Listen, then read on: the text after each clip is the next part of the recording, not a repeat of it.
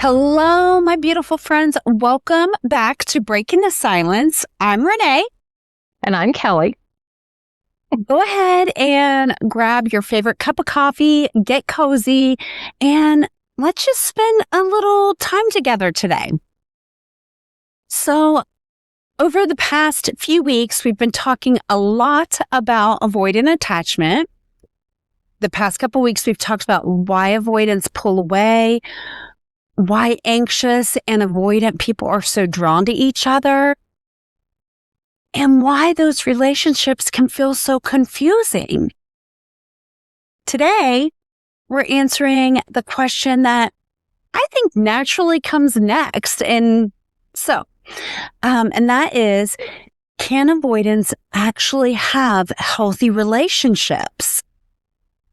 Yeah, I think that's one of the biggest questions people ask after they understand attachment. It's almost like they think, okay, is there actually hope? And the answer to that question is yes. I absolutely believe there is. Avoidance absolutely can have healthy relationships, but love alone does not create one. Healing requires willingness, ownership, and consistent action. Today, we want to talk about what healing actually looks like, because we hope this encourages both people, the person who loves the avoidant and the avoidant who's wondering if change is even possible. And it's going to be a little bit different today. Sort of and sort of not, because I feel like we did this last week too. But Kelly's going to she's going to, of course, share her perspective on things, but also ask questions that we know you want to know. You, the listener, are thinking yourselves, have asked, are curious about. And so it's going to sort of follow that format. She will share her thoughts anytime she wants to, but she'll also ask questions that you would naturally want to ask. So, with that said, take it away, Kelly. Yeah, I think one of the biggest misunderstandings is that people think becoming secure means that you're never going to struggle anymore. And that is far from the truth. It kind of reminds me of, I was just having this conversation with somebody today, even your faith in God and, having your relationship with God, you're still going to have trials and tribulations. Unfortunately, you got to have the good with the bad. Mm-hmm. Absolutely. And I think that I'm going to even talk about it from earned secure, like somebody that had a different attachment style and they're doing the work to become secure. That's typically referred to as earned secure. That's a little bit different than maybe somebody that's just naturally secure, because what I'm talking about here is somebody that's actually done the work and earned it. So an earned secure person is still going to get triggered. Mm-hmm. They still get scared. And they still have moments where old patterns show up. The difference isn't that now all of a sudden they're perfect. The difference is what they do next.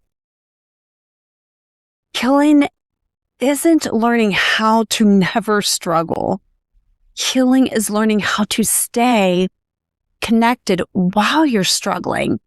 And we even just talked about this last week. There's still those moments where those old patterns can show up, but we recognize them. And again, I basically just said that, but we recognize them and see them and then choose something different, Mm-hmm. Yeah. Well, I was just thinking, you were saying to stay connected while you're struggling sometimes is a struggle, right? Absolutely. Yeah. So where does this even begin? And why is closeness so difficult for someone who's an avoidant? Because somewhere along the way, vulnerability stopped feeling safe. Maybe emotions weren't welcomed for them. Maybe independence was praised. Maybe asking for comfort led to disappointment or rejection. So the nervous system adapted. Instead of moving toward people, their nervous system learned to move away. And that strategy did protect them as a child. But the problem is, what once protected them can begin hurting the relationships they want as adults. Because healthy relationships require something that can feel terrifying to them. And that's healthy dependence. Or maybe even a better word, interdependence. And so that's being able to need someone without losing yourself. And we need that for a healthy relationship. I was just thinking about that, but don't you almost feel like maybe as a kid, you really couldn't escape that? Like, okay, that's your learning pattern that you're learning without even realizing that you're learning this for safety or protection. But you kind of have to stay there, right? Because it's maybe with your parents or whatever. I think the hard thing about it is when you get older and you're in a relationship is when something feels uncomfortable, you kind of have the freedom to leave, right? If it feels uncomfortable, like that freedom to leave. Like, think about that. You're right. Like, as a child, you really can't run, right? You really can't escape it. And then as an adult, that, you're like, I can run from this now. I have a choice, So that's very true. I mean, that's a really good point. So I think this is where people really start to lose hope. Renee, can someone who's avoidant actually change? Hey, personally, I absolutely believe they can. But here's what I want people to understand. Healing doesn't happen accidentally. We don't just stumble onto healing. It doesn't happen because we've met the perfect partner. And it doesn't happen because someone loved them enough. Healing begins when someone becomes willing. And that really is the key word there, willing. When they stop asking, why does everyone keep leaving me? Why is everyone so needy? Or even, why can't people just accept me the way I am? And start asking, what am I protecting? What am I afraid would happen if I stayed? And how am I contributing to this pattern? Because healing begins the moment we become curious about ourselves instead of only evaluating everyone else. And I will be honest, I, in the past, was very guilty of that. Like, it was so easy to look at everyone else, and see their faults and their flaws and not, I feel like I don't want to put quotes around that. I sort of reflected, but I don't know that if I would have spent way more time looking at internal than I was external, Right. It sort of just goes right back to the scripture in the Bible about getting the log. How does that scripture go? Get the log out of your own eye before you look at the speck and I'm saying it completely wrong. But basically, how about you focus on yourself before you look at all their flaws? So we have to very much be willing to self-reflect and look at ourselves and get curious about ourselves. And that is where the healing begins. Right. Yeah, I agree. And I was thinking about what you said too, just to be very intentional. And I used to believe, and maybe other listeners do as well, that if you just found the right relationship, if you just found that right person, everything would finally be okay. And you're so right, because you're like, they triggered me, they said this, they did that, they don't, all the above, and then you're right. It's like to look inward to yourself.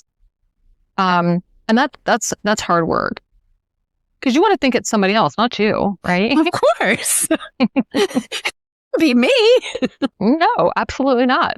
And I think that is where, with talking about this never means that we're not saying that there isn't a time to walk away from relationships. There are absolutely unhealthy relationships that we have to walk away from. But I also think so many times people do think, and I was there too, like, oh, well, the next relationship will be different, You're kidding yourselves. If you have not done the healing work, you're just kidding yourself that it's going to be different. Because you even said in the last episode too that we recorded, we talked about, like, that just goes along with you. Those wounds, until you choose to begin to heal those wounds, they just go along, to the next relationship, the next partner. It's ongoing. And don't you think too, it might even feel the only word I can think of is worse, because now you've not only had it, just now that relationship, it's just kind of compounded on. So is the next one, it's just layers of unhealing. So absolutely, each relationship might be, by the end, you might just be like, I am just going to be alone. I've had 10 relationships, but like each one kind of compounds a little bit more of that feeling of being triggered, or just all those emotions. And well, yeah, with every failed relationship, there's another layer of baggage there, correct? Right. Like, I think you've said, like, the shame, or what's wrong with me, or I'm just better off by myself. And it confirms with each one too, it confirms those beliefs of, see, I'll never get it right. I don't know how to do this. It just confirms those beliefs. And I get why so many people believe that, but relationships don't heal attachment wounds. They reveal them. They're like a mirror. They show us where we chase, where we withdraw, where trust feels difficult. They show us where vulnerability feels unsafe. Healing still requires intentional work, prayer, counseling, books, honest conversations, learning how to emotionally regulate ourselves, learning healthier communication. A healthy relationship gives you the opportunities to practice those things. It doesn't magically install them. And I think this is the part that people are most curious about. What does healing actually feel like for the avoidant? Honestly, it usually doesn't feel peaceful at first. It often feels very uncomfortable. And we've talked about that, right, Kelly? The feeling like you're going against the grain. Right. Healing might feel like staying in a conversation when every part of you wants to leave. Might feel like admitting you care when caring feels risky. It might feel like asking for space without disappearing.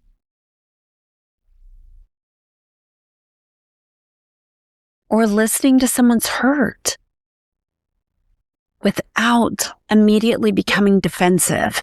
So, and honestly, to the partner, those may look like small steps, but to an avoidance nervous system, those can feel enormous. That doesn't excuse hurtful behavior, but it helps explain why healing takes courage. And I really was thinking a lot about that today. It does. It takes so much courage for every one of those steps I talked about, for them to choose that. It is very courageous of them. Because, I mean, you even know, Kelly, like there's that part of you inside of you that every part of you might want to be like, yo. Yeah. And I think I've got a lot of healing, again, not perfect, because there's sometimes all I could picture was, if anybody knows like the Muppets, when the Muppets are like running down the, street or whatever, or like busting out the front door like the Kool-Aid man, like to just get out of here because it feels so uncomfortable. But when you sit in that uncomfortableness, I do see the difference, because whenever I do feel like that, I'm always glad that I stayed within the conversation, because I do feel like it's connected us more. It's made us stronger. Not that I don't still get that urge, but I know it's not the right thing. It's not gonna fix anything. It's not gonna make it better. Like you say, sometimes you just have to sit through the uncomfortableness, and I still have to work on this myself, like to kind of pray, like maybe before conversations, during conversations, or just to just kind of feel that within your nervous system, because it's uncomfortable. Mm-hmm. Absolutely. So. And leaving the conversation or running from it never solves the problem. We've talked about that before too. And yeah, I absolutely think that we need to pray for wisdom, for God to give us the right words in those conversations, for God to calm our nerves, to give us peace, just all those things throughout the conversation too. So I think this might be my favorite part of today's conversation, because I think people are always wondering, how healed does someone have to be before they're ready for a relationship? Mm. And do you have to be? I love this, because we've talked about this so many times, but again, in case it's a new listener on here, none of us are perfectly healed. If perfection were the requirement, none of us would ever date. Because we'd all be single. Yes, because we will never be perfect. This side of heaven, we will never be perfect. The better question isn't, are they completely healed? It's, are they actively healing? Those are two very different people. One says, this is just who I am. The other says, I don't know how to do this yet, but I want to learn. Don't confuse someone who is imperfect with someone who is unwilling. Those are not the same thing. An imperfect person is growing. An unwilling person has decided they don't need to. They're good with who they are. That is a huge difference. Healing looks like becoming curious instead of defensive. Communicating instead of disappearing. Taking ownership instead of blaming. Repairing instead of pretending nothing happened. Healing looks like consistency, not perfection, consistency.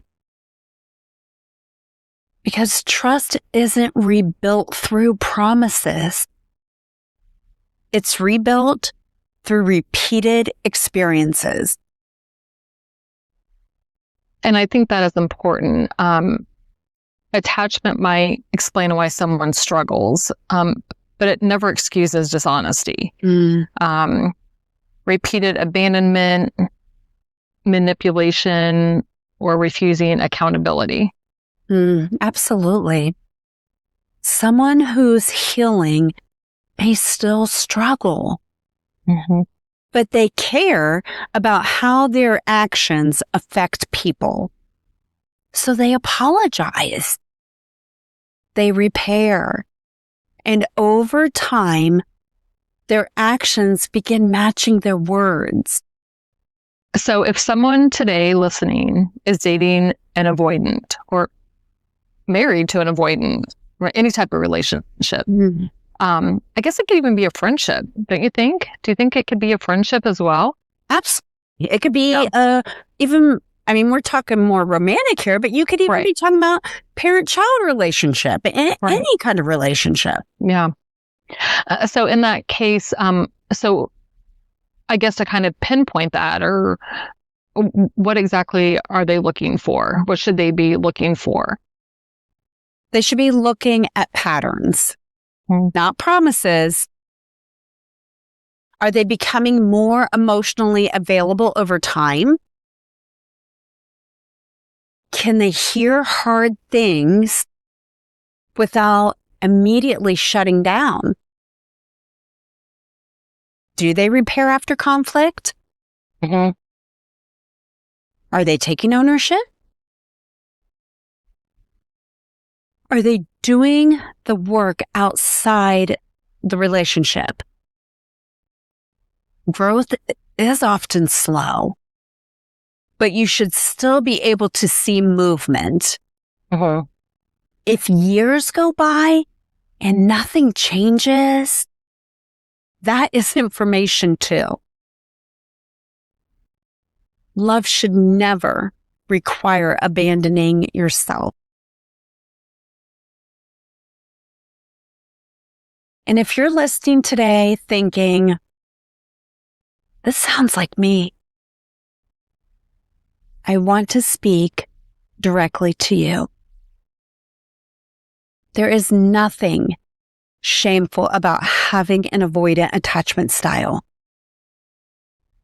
You adapted. Your nervous system did exactly what it believed it needed to do to survive. But survival isn't the same as connection. And if those old strategies are hurting the relationship you want today, you don't have to stay there. Healing is possible. You don't have to become someone else to have a healthy relationship. The qualities that make you who you are aren't the problem. You just have to stop letting fear make every decision. Every conversation you choose to stay in, every honest apology, every vulnerable moment, every time you choose connection over protection, you are changing your future. One decision at a time, that is what healing is. Not becoming a different person, becoming free enough that fear no longer gets the final say. One of my biggest takeaways is that healing isn't becoming somebody different. And I was just thinking, not becoming somebody different, but maybe who you at the core of yourself always was without all the trauma or this learned attachment style. There's so many layers on us. Once you start taking like these layers off, maybe you'll really get to the root of who you were anyway. And it's kind of crazy that seems unnatural, to get back to that person, not chaos and stuff. So, and it's about becoming someone who's free to love without fear, making every decision. And it's, yeah. Absolutely. And I think that's a beautiful thing to think about, the freedom of not being controlled by that fear, And whether you are anxious, avoidant, fearful avoidant, or somewhere in between, healthy relationships don't require perfection. They require two people who are willing to tell the truth, take ownership, repair what they've hurt, and keep learning how to love each other well. Mm-hmm. You don't have to be fully healed to begin, but you do have to be willing to heal. I want to thank you so much for spending time with us today. If this conversation encouraged you, we'd love for you to subscribe so that you don't miss any of the future episodes. And we'd love to hear from you in the comments. What does active healing look like to you? We will see you next week. But until then, keep choosing healing one step at a time. And as always, we send you off with so much love. We'll see you next time on Breaking the Silence.